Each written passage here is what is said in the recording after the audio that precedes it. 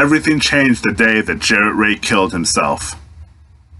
He had been a YouTube star, an internet darling, and his life had been a TV show since he picked up a guitar. The video of an 8-year-old Jarret Ray learning his chords is still on his memorial channel. The sight had been playing beside his granddad, the old man smiling and cackling as the young boy devoured his lessons. It's tear-jerking. People talked about how you could just tell so-and-so was happy because it was written all over his face. Well, it was true in this case. Bobby Ray, Jarret's granddad, was truly happy when he watched his grandson play those first halting chords from the chair beside him. He'd tell Jarret 10 years later, his hands and muscles withered with cancer, that teaching him to play had been his proudest achievement. Police have found another apparent suicide in the Little Brain today. This brings the death toll into the thousands, with numbers in the millions expected by the end of the day. I looked up from the tea I'd been making inside. All this because some stupid tar couldn't tell when she was supposed to be ashamed. I've been watching the reports come in all day. After the video had gone viral, it was all anyone could do to keep up with the death toll. All this over a song, I thought. All this because someone wrote a song. But it was more than a song, wasn't it? He'd won his 5th grade talent show, his 6th grade, and his 7th grade as well. By the time he was in 8th grade, the administration had simply let him close the show. Every year he wrote a new song just for the occasion, and many of them made their way onto his albums after he was discovered. During the interviews they did for the documentary, his classmates spoke about him with tears in their eyes. He said there would never be anyone like Jarret, and what Jarret sang, it was like he was singing just for you. Like he was the only other person in the world. The numbers are only now starting to solidify. 750,000 deaths worldwide, with another 5 million expected by the end of the day. This is a global crisis. The numbers are only just beginning to come together. Of the nearly 7.5 million people worldwide who watched the video, only those reported to have been discovered dead. Which begs the question, when will the others surface? I had to watch the news on my old cable TV. I had turned off the router and modem hours ago. I couldn't risk Sophia. I put the thought out of my head.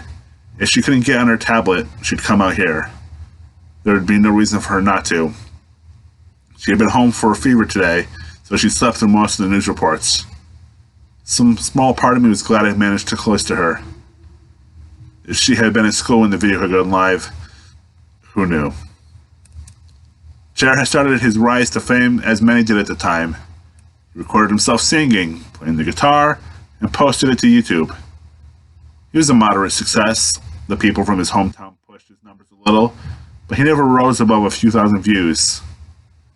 When they announced YouTube Talent, an invitation for YouTubers to send in their best and try and get discovered, he submitted his video and found the audience he'd been seeking. The adoration he'd found for his music at school was multiplied by 1 billion, and from there, the sky was the limit for Jarret. His music touched people, made them discover things they never knew they'd lost. I can remember fondly when one of his songs would come on the radio at work. For the 2 or 3 minutes that he sang, it was as if no one could have a bad day. No one could be in anything less than a fantastic mood, and the world was just a little brighter while he was in it. He was our songbird, but we ultimately took him for granted. Deaths have reached a catastrophic level. 3 million people dead, and somehow the views just keep rising. The death toll is now expected to be somewhere around 250 million before the end, as people go to see what all the fuss is about. News outlets are begging viewers not to indulge their curiosity, as the video has been confirmed to have a nearly 100% kill rate thus far. He met Crystal while guest hosting Saturday Night Live. She had a track record for loving and leaving influentials, breaking their hearts, taking their money if they were dumb enough to marry her. She seemed to have her eyes set on Jarret. The love affair was one for the tabloids, a string of fights and makeups, public declarations of love or anger. She wanted to be a musician, it seemed, and even her middling talent couldn't pull down his star.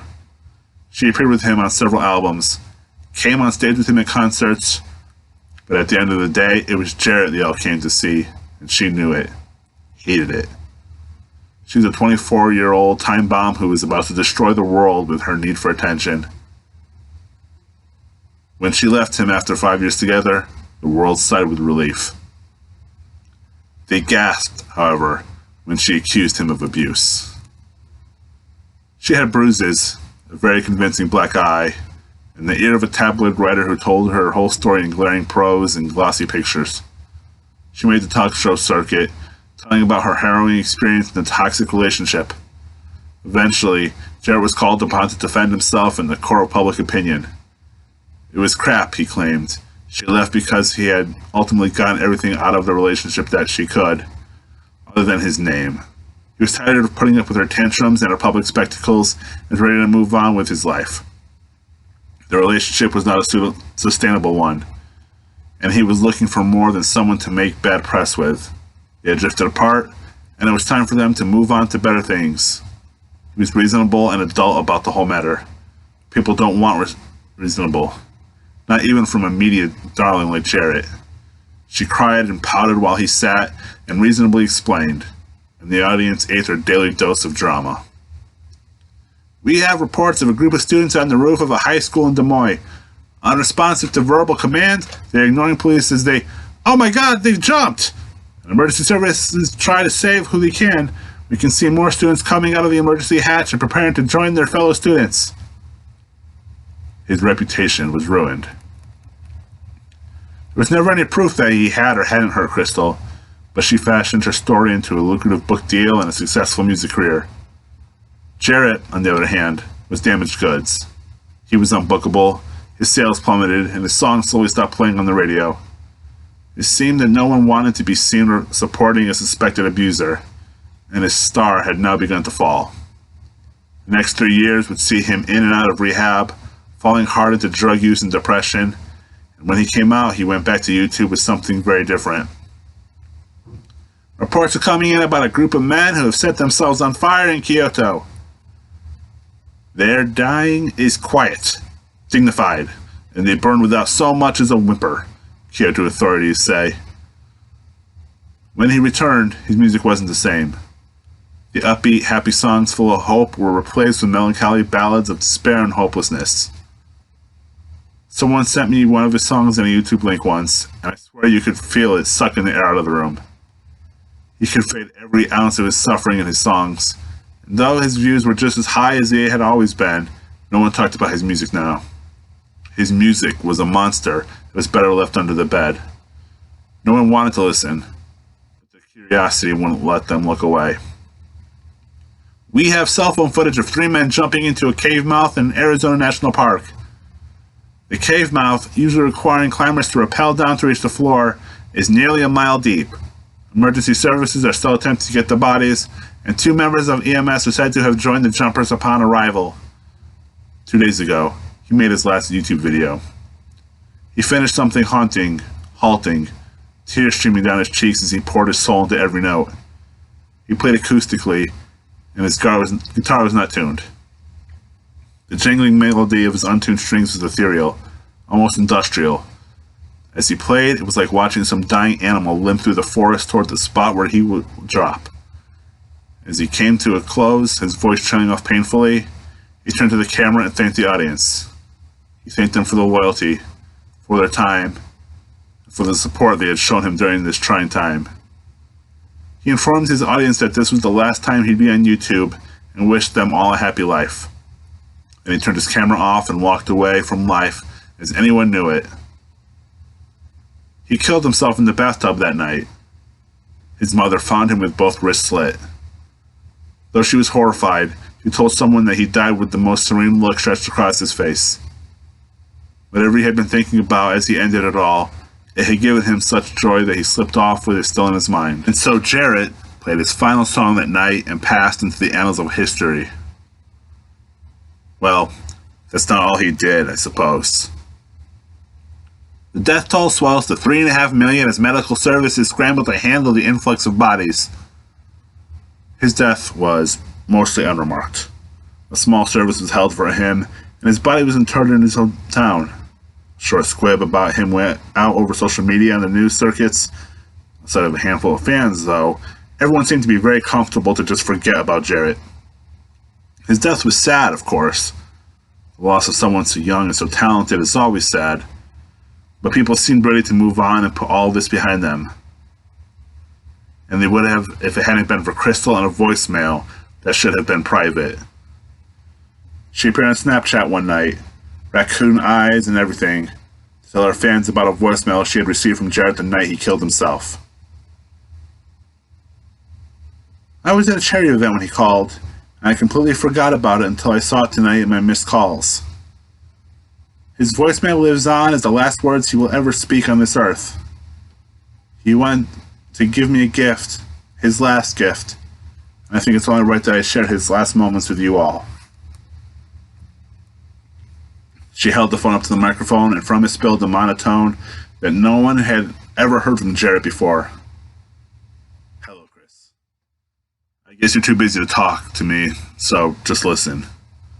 I've written you a song. Remember when I used to do that? Just for you. So make sure you don't share it with anyone else. Something you can remember me by after I'm gone. She looked at the camera and sniffed a little as she smudged her raccoon eyes for effect. I'll be playing that song live tomorrow night on my Facebook. I haven't even heard it yet, but I just know that all of you want to hear Jarret's last song live at 8 p.m. on my Facebook. True to her word, the very next night, she played the song for everyone to hear. Police are again advising people to stay indoors. Close your windows. Do not open the door unless emergency personnel calls on you to do so. There is a fear that others might be weaponizing this phenomenon. The song was nothing like anything we had ever heard before. He had left her two messages, it would seem. The second was the Dirge sung a cappella. It was deep and halting, his voice spilling all the angst and pain he'd been keeping inside for 3 years. He bled his words for her and the nearly 20,000 people who watched. And in the end, he simply hung up and was ended forever. Crystal cried, of course, and talked about how important he was to her despite how things had ended.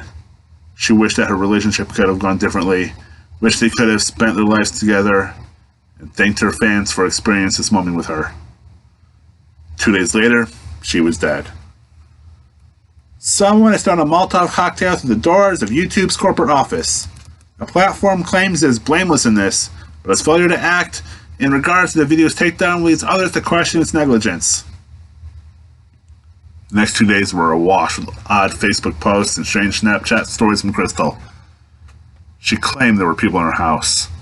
She did a walk into her home in which she shouted at things only she could hear and brandished a knife. She told her fans that she thought Jarret's ghost was haunting her, trying to get her to kill herself. She had a 2-hour video of nothing but her crying on the floor of her closet while she sobbed that people were outside the door saying she should drown herself in her pool. It all came to a head on the second day when she posted her final video. At 11:38 p.m., a staggering and slurring Crystal posted one last video to Snapchat. I found these pills in my medicine cabinet.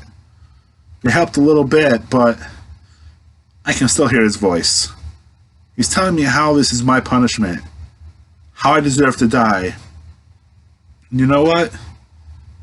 He's right. I ruined Jarret's career.